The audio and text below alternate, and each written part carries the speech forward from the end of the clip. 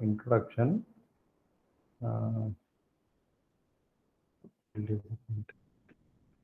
So, good morning all. So let's start with the introductory class for today. The course, I will first like to emphasize on two things in the whole course, okay, which you engineers have to know. It's a kind of keyword. Keep it in your whole professional life itself. Okay, in your whole career, these two things are very essential for an engineer. So one is the robustness, which I'll also be using very frequently in this course. Robustness means the quality of being strong, healthy, or unlikely to break or fail. Like for example, in your discipline, you create any new thing, you invent a new product or anything. The very important quality of the product should be that it should be strong. Okay, robust means it will not be weak or anything. For example, say for some computer engineer, you will create a code, and the code should not be very fragile. It should not very easily get sensitive or susceptible to bugs or anything, and it should be robust. Whatever the customer requires, it should be in that particular quality. So robustness is very important. Okay, so it should not for example, say you will all buy a new telephone smartphone, and by accidentally it will fall from your hand, and if the phone breaks or anything, very easily, it's very fragile, then you'll each time cannot go and buy a new phone. It's only like phones are little robust. Robustness doesn't mean that they will completely be very strong. Whatever you do, you also put it from top or anything. I think some exceptions might be for those kind of phones, but some level of robustness is required. Okay, you can think of the threshold what the robustness is required for that particular product. It could be any new invention, any new product, even a laptop or anything, or a smartphone, or writing a code and using artificial intelligence or anything. Say a face recognition code is there, and it is very difficult for it to recognize, or it recognizes wrongly. Anyone it recognizes you, then it is not robust. Okay, so anything you create as an engineer, the very important thing in your whole professional life is you have to keep this in mind, that is robust. Okay, whatever a product you invent, robustness is very important. That will take you further in your career, top in your career. Okay, and the second thing is innovate. Every time there should be innovation. So new changes with the new ideas or anything. For example, say anyone of you over here, do you know what are pages? Anyone? Pager? Have you heard of pager? Can anyone unmute and say pager? If you know, just say you know. Otherwise, say you don't know. You're not aware of pager. Who knows over here? Sir, it's a primitive device used to send messages, sir. Electronic messages. Exactly. Yeah, exactly. So this was around nearly 98 to 2002, I think. In this year frame, it was very what you call very popular. Everyone used to have pages. It was so very much used popularly also. Okay, even in industries, everything, the personnel who used to work, they used to have pager. and some corporates they used to even give pages to the employees. So pager was very popular. So it was used to send messages or receive messages. So in that particular period, around plus or minus 2000 year, okay, there was no smartphone. So at the time, pager had become very popular because you can communicate with other person just by sending messages. It was a small device which was a rectangular device, and the messages used to come in that. It was very popular, and now you see it has gone extinct. Nobody, even some of you in your group may not even know what is pager. Some know it, at least good, you are at least aware of what pager is. Like this, even the phone you see, some if you take 10 years back also, the phone which was very popular was the keypad phone of Nokia. Yeah, I think it is 55 something, some number. It was very popular, okay, of Nokia, and whole India, the most popular phone was Nokia. And just see now, you don't even see very popularly Nokia phone. Nobody buys it also. Very few by the Nokia phone. Why it was very popular was at the time it was so robust, like very accidentally if it falls from your hand also, nothing used to happen to that phone. So it was very strong and robust, and it used to come for long life also it used to have. So Nokia keypad phones had become very popular in India. But Nokia didn't innovate, and they didn't take up the Android. The ones which took Android at the time was Samsung. Then Samsung immediately became very popular.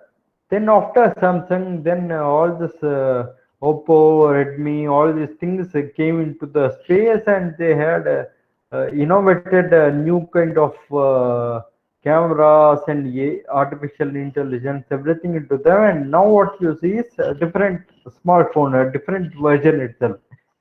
But you see what actually stands is innovation, and innovation, and you will have to see what is the customer, what does he require. Okay, so an engineer throughout your professional life, these are the two keywords which are very essential. One is robustness and one is innovate.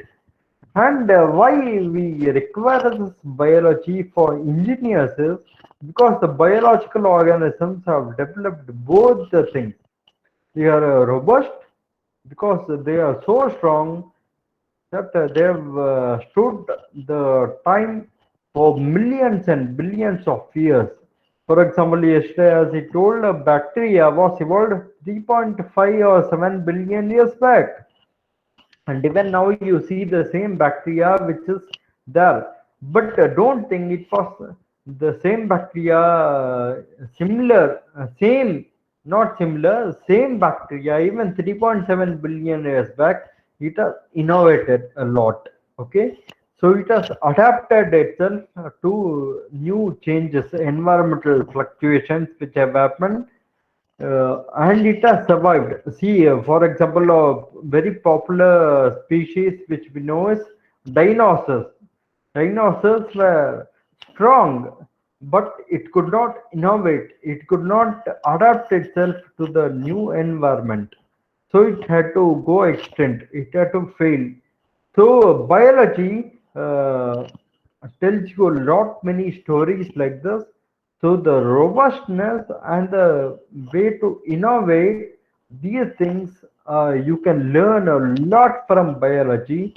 So even an engineer, if you want to be successful in your professional career, these are the two important keywords. Okay. So biology for engineers, why we require?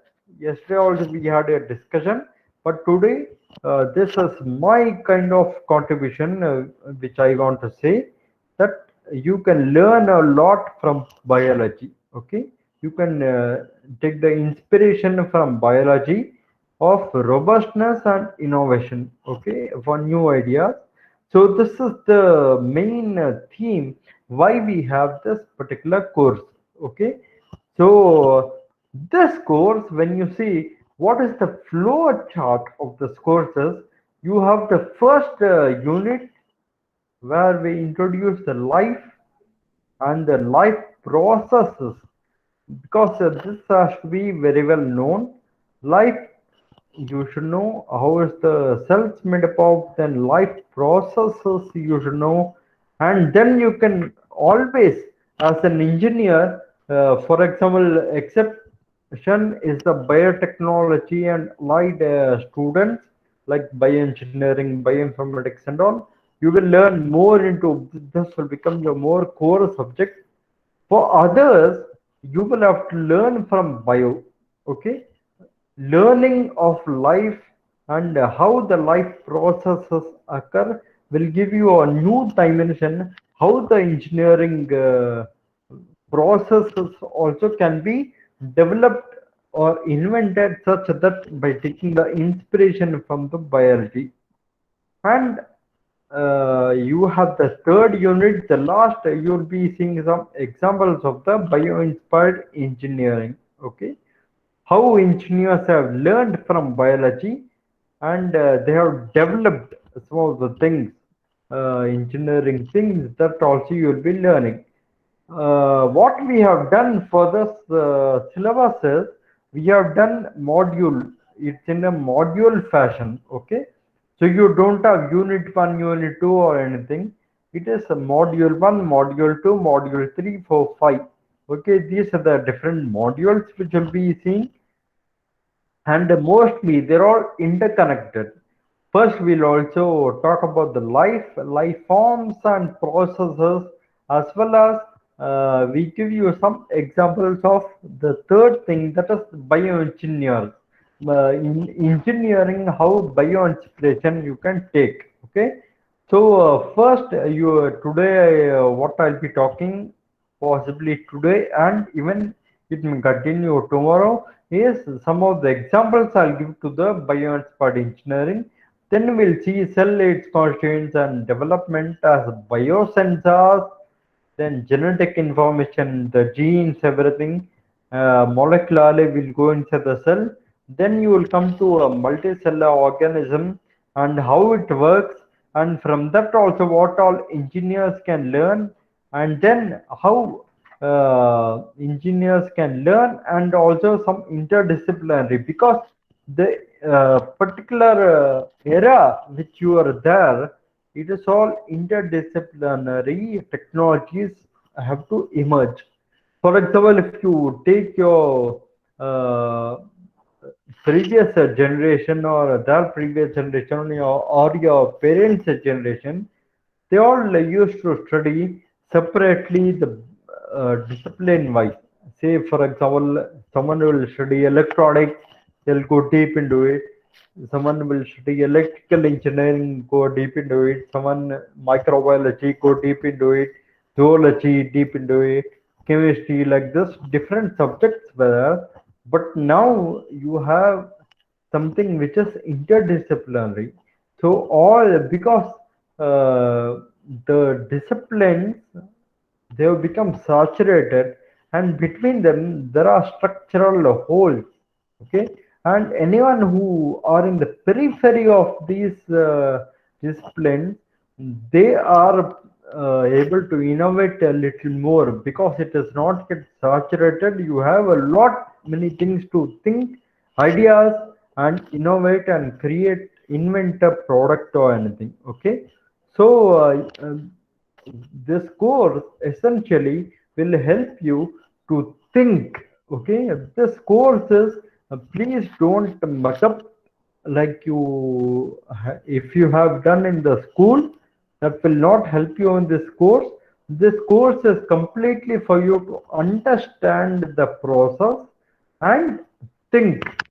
in your discipline, what innovation can be done, just like this one, how the cellular biological processes happening. Similarly, in the engineering side, what idea can I take inspiration from this? Or if there is a biological problem, how can I actually help that biological problem with my specialization in the engineering? Say you are a mechanical engineer. From mechanical engineer point of view, how can I solve the pumping of heart?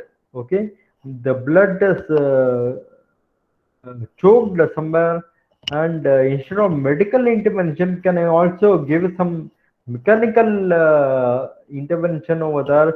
For example, even for kidney dialysis, they take the help of a mechanical engineers. Have to be aware. Computer engineers should also write the program for any machines. Okay, and electronic engineers have to make the whole electronic system which is there. Okay, so it is taking bio inspiration as well as contributing to the biology. These are the two essential things what you will be seeing in the whole particular syllabus, and this is providing you a template, only a basic template from which you can build later on in your professional career. Okay, so in this course, essentially, I again urge everyone not to mug up everything and vomit in your exams or anything. That is not necessary. You will have to understand what is the process, and when I explain something also, you will have to think how this can be applied in my discipline. Say I'm a computer engineer, I'm an aeronautical engineer, I'm a mechanical, how the same process can be applied in my particular discipline. Okay, that is required. Though you all are in first year, even then some basic concepts about your discipline will should be known to you already. What all applications will be there, so you will also have to alternatively think whenever I'm explaining. After understanding and thinking is very important.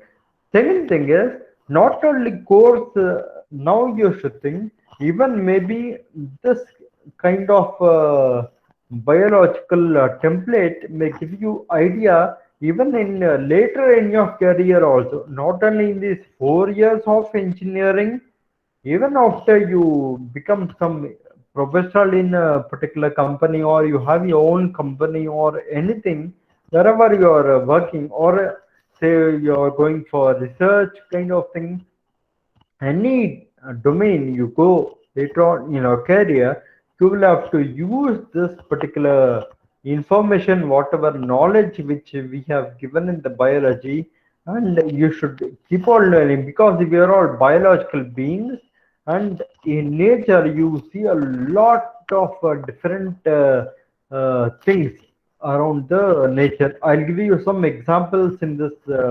class also. Like this, you will have to just observe the nature and create in your discipline. That is the motivation for this particular course. Okay, that is the main thing. So from this introduction, let me now go into the course. Okay, just a minute, I'll have some water.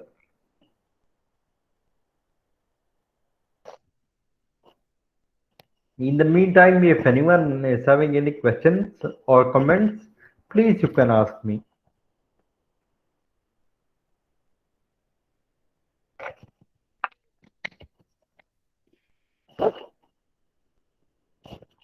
Okay, I assume there are no questions. I'll go to next thing.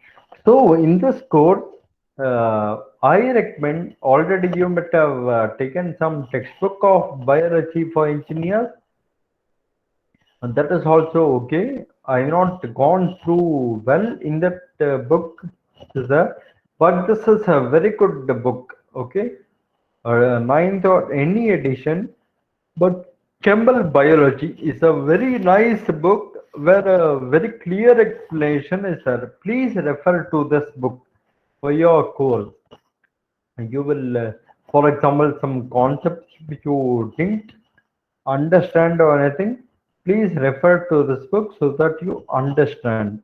Okay, it's Sir, very easy. Yeah, please. sir, if you have some soft copy of that book, could you share it in the GCR, sir? Mm, the thing is, uh, uh, you will have to get because there is copyright issues. I cannot share Okay, in sir. the online. Okay, there are copyright issues. Maybe your seniors or friends, if anyone is having, you can ask them if it is there.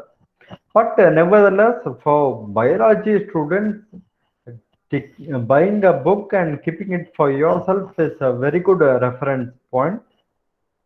But in GCR and all, I cannot share because there are copyright issues. Okay, maybe your friends also may have this. So you can just ask them and refer. But it's nevertheless a very good book for biology. If you want to learn some basics, like most of the things in your syllabus, this is a very good book, very good reference book. So please discuss with your friends, or if you are good, if you have money, it's always good if you can buy and keep one copy for you. Otherwise, you just ask your friends or search in Google, and you may try somewhere if it is available. Okay. Okay, sir. Okay, sir. Okay. Yeah. But I recommend this book. So now I will start with the thing. Let's go. So first thing is, as I told, why this course? Why do you want this courses? So that you solve biological problems. Okay, engineers are, for example, this is something very common. Even a laptop, if it is there, even it's solving biological problem. Like I need not keep so many information in only my brain. Even say a mobile phone, because of that I don't now, maybe 10 15 years back I used to remember all my friends phone numbers. Now I don't remember because I'm not burdening my brain in that, but I'm burdening the mobile by keeping all the phone numbers in the mobile itself, in the Google or in the mobile. Okay, so a lot many examples like this are there where engineers have solved, like invention of even a fan to cool is a very good invention by the engineer. Even say for example a printer is also a very good invention. So it's all solving many biological problems. A fan, for example, when our body is a lot of is facing a lot of temperature outside in the summer, fan is able to solve. It is able to give us a good sleep at least. Okay, in the night when it's very hot. And ACs, for example, is also a good invention where you can not make people feel the hot temperatures outside. So, lot many engineering uh, things are there, inventions are there around us, even from the bulb which was there. It's all many of the things engineers have created, but now the problem is using for biology. As I go through the course later on, you will find many diseases also which are there. So engineers can also intervene in that. For example, the medical industry in the whole world is, I think, one of the top money-making industry. Not only money-making, yeah, that is also a social responsibility, uh, and a lot of economy is there. Not exploiting but contributing, and just that will also get you a lot of money and economy is there in that particular industry. So in that, engineers are having a major particular role, okay, to intervene and solve. For example, I'll give one example as say, for example, when heart does not pump, so engineers have made the pacemaker, and in the pacemaker, you also insert the chip so that in your mobile phone you can monitor the chip. What is the whether heart is pumping exactly whatever at a rate it has to pump. Okay, you can monitor your heart just in your mobile phone. Before we even now we without those chips inserted, we don't know how the heart is exactly pumping. We keep some instruments and by that we measure, but now you can insert a chip inside the pacemaker and you can monitor the whole thing. And when something is wrong, you can go to a doctor. And similar way, you can early monitoring of some diseases or anything can be done a lot. So engineers they get a lot of because not only the engineers provide solutions for problems and problems, if you want to think of, biology is having a lot many problems. Okay, ecology, biology, all these things are having a lot of problems. You name and you have many problems. Only thing is, if you're not introduced to biology, then you'll not know the problems. But when you're into, because biology is very complex, because of the complexity you can when you scrutinize the complexity, there are some problems which the engineering solutions can be provided. Okay, normally in other fields, other non-biological fields and all, engineers getting a problem to solve is nearly saturated and very competitive. Even biological problem solving by the engineers is also competitive, but to have so many different problems that everyone fits in, okay, the space is more. Whereas in normal, non-biological domains, the problems are saturated kind of thing, okay. So biology gives you a lot many uh, problems in which you can address as an engineer. That is one basic thing about this course. So in this also it will be very much useful. And the second most important or the primarily I put it as second, but I should have put it as first itself because there is something very important in the whole course. That is it is called as biomimetics, or it is also called biomimicry, bioinspiration. By different words, it is called. And as I told, robustness and innovation. For robustness, also you can learn from biology, and innovations, how they adapt to that particular environment, you can learn and you can create. Okay, some of the examples I'll show over here in this particular class. Okay, how engineers have learned from biology. These are some of the examples in following slides. I'll give you some examples, but still you can observe the nature and you can learn a lot. Okay, so let's start with one of the thing which is very popular. For example, the Velcro. The Velcro, you use it very commonly for, say, shoes you want to strap, or your jerkins, or your cap, or slippers nowadays, and so many other things. How it works, the principle is that there is a hook, and there is also a small hooks which will come and bind to them and they will capture. Okay, there is a simple engineering thing. How it was discovered was it was discovered by this Frenchman. He was George de Mestral, and he saw this burdock seeds. That is how actually Velcro was made, and now it's a multi-million industry. Okay, so how he learned was, you might have seen this very commonly. The burdock seeds or similar kinds of other seeds and all, they stick to your trousers or to your dress when you walk in the when they plant some more. Okay, this kind of seeds and plants, different kinds of plants have different kind of strategies.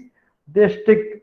Why the plant actually does this is, say for example, if any animal, if it goes through it, it will go stick to the animal, and somewhere else in some other environment, when the animal goes, it will remove that and throw it. So in ecology, there is one common thing which is there, including humans also we have. In all the life forms we have something which is common. It is called as dispersal. Dispersal means uh, from one place they go to a different habitat, and wherever the resources present, there they will have to disperse. Okay, because they don't need to stay in one particular place for a long time. That may not give a lot of benefit for the population. It is called fitness benefit. I'll talk more about it as I go through different classes.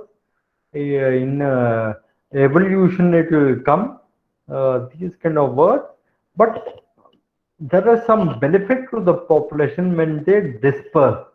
So over here, the burdock seeds, for the plant is putting seeds in it, and this will go bind to any of the animal. For example, the bears or some of the animals like dogs or anything, it will bind, and they will run to a long distance, and when it comes out from that animal, from there it will try to establish. So there is a dispersal which is occurring. But from this, George de Marcel, he found this in his dog, pet dog, that it was stuck, and when he looked closely, it was like the structure, and same thing he created the Velcro. And see now, for everything, very commonly we use the Velcro, but we don't know who invented or something of this. But it was invented by George Mestral, and the inspiration was from burdock seeds. And now, just by this particular invention, just see the Velcro name also was given by this industry of George Mestral, and now it's very popular in the throughout the world. We have only Velcro as a name. For example, same thing is there for, we say for photocopy. Photocopy, if you want to do of any page, we say Xerox. Xerox is actually company name, but it is so popular that we say Xerox. Okay, for photocopy like that, there are many different products which have the name of the company itself from the founding company. Okay, that is something very good invention. So similar way in just nature, when you find something, you can take the inspiration from this. This is what is the base for this particular course, so that in your particular discipline you can take the inspiration from this particular course, okay, from biology. And this is another example. Just see, in this air force they used this kind of wings. See, as the flight is there, it will change the wing.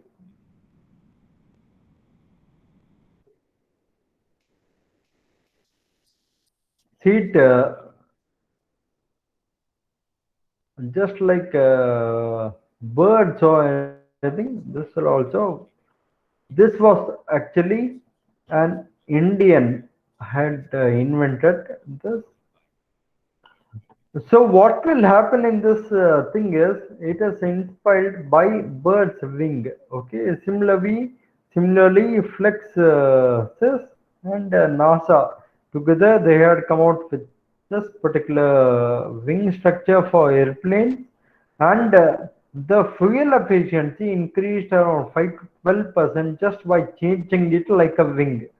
Okay, and the noise on the takeoff and landing, it reduced around 40% because of this, just by flapping thing like a bird. Okay, so it was by an engineer who, an Indian who invented this thing, but the inspiration was taken from bird's wing. Okay, similarly, uh, you have, for example, just like a eagle.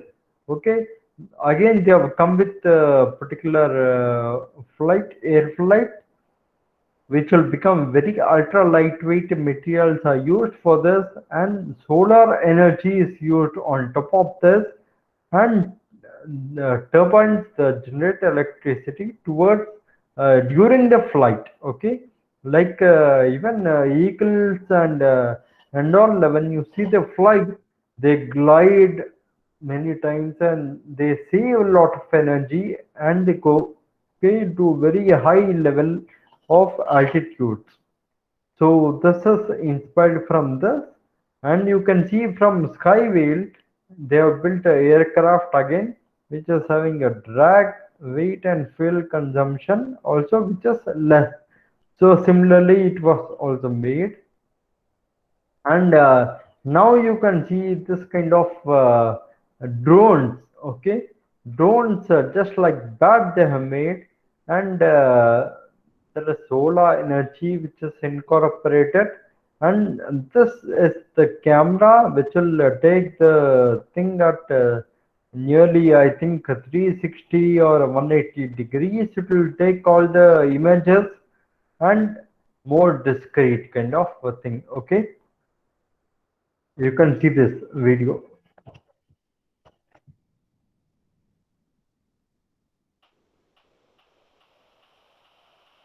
How the drones was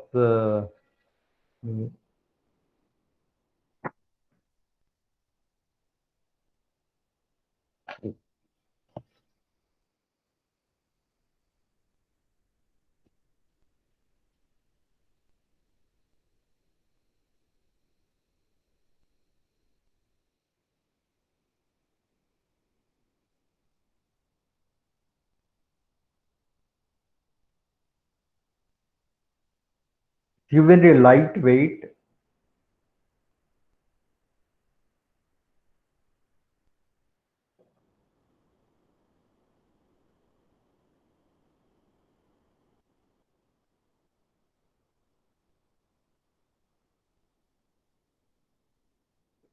So it is called combat drone. So it can be used for multiple purposes also. Okay, this kind of drone they have done. There's some examples only I'm giving, but there are so many different things. Okay, there is something very popular. This kind. There's a Shinkansen high-speed train in Japan, which goes for 322 kilometer per hour, and the major problem they used to face is whenever it goes underneath some what to call that, what is that name, when it goes inside underground, and what is that? I'm not getting the term. Huh? Tunnel, something. Tunnel, exactly. When it goes inside the tunnel, at the time, it because it is in a very high speed. So what will happen is the high speed will produce a lot of noise, as well as because the pressure, because it goes inside the tunnel, what will happen is the energy will go outside, and tunnel is closed, and it will give a kind of pressure to the train itself, and the train used to lower the speed. It used to give the noise as well as lowering of speed, or if it has to follow the same speed, then more fuel consumption also will be there at the time. Okay. So what engineers have taken inspiration is from Kingfisher, which you all, when you come back to Tanjavur again, to the campus, you can see there is a lot of kingfishers in this area. So this is a kingfisher. So kingfisher beak is there. Here actually I've given a common kingfisher as an example, but there is something called as pied kingfisher. Pied kingfisher means it is white and black. Some of you might have seen that pied kingfisher. What this pied kingfisher will do is it will just hover around the lake. Okay, it will be on top of the lake hovering, and suddenly from its eyes when it sees prey, there is a fish, it will just come in a straight 90-degree angle, 90-degree. For example, when you take the horizontal plane as a lake or anything, a lake or river or anything, and exactly it will be a straight line above, and it will just come in full speed down. It will catch up the fish or anything, and it will go up. Okay, and when it comes, that is how people wondered how actually it can come inside, and so efficiently it can pick up and just go above. Okay, after hovering. If some videos is there, I'll send you also. You would have also seen. So it's a pied kingfisher, black and white. So you can see this kind of thing which happened in pied kingfisher.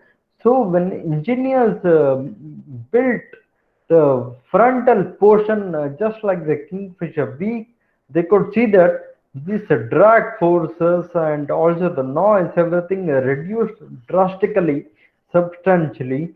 So it was just one inspiration. Otherwise, see, so much of problem again could have been faced by the train, and everything got solved just by observing the kingfisher, just by observing the nature. Okay, so I'll stop here. I'll give you tomorrow some more kind of example. Uh, till here, do anyone have any questions, or you have any more examples or comments which you can give? I'll be happy.